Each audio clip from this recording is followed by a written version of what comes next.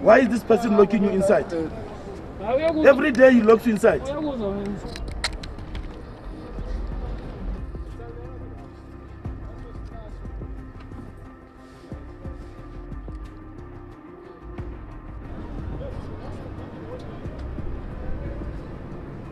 They're busy.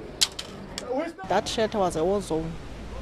It was not safe at all because anytime they fight, they kill each other, they shoot each other. Secondly, it was not clean. Toilets are not clean. It was dirty. It was not safe.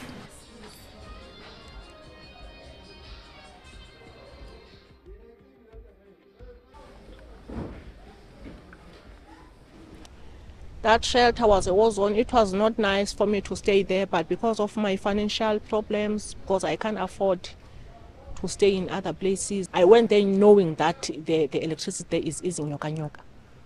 So, but I went because I have a child that is studying. She needs that electricity to study.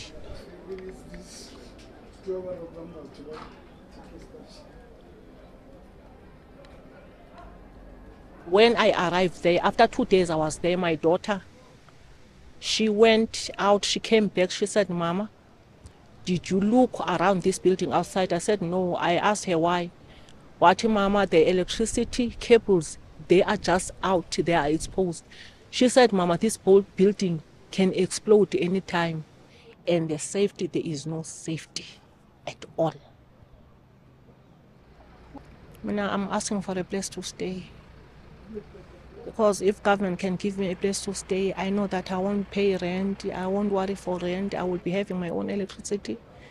At least I can survive there. I won't be paying for rentals. That's all I'm asking for, just to get a place to stay with my child.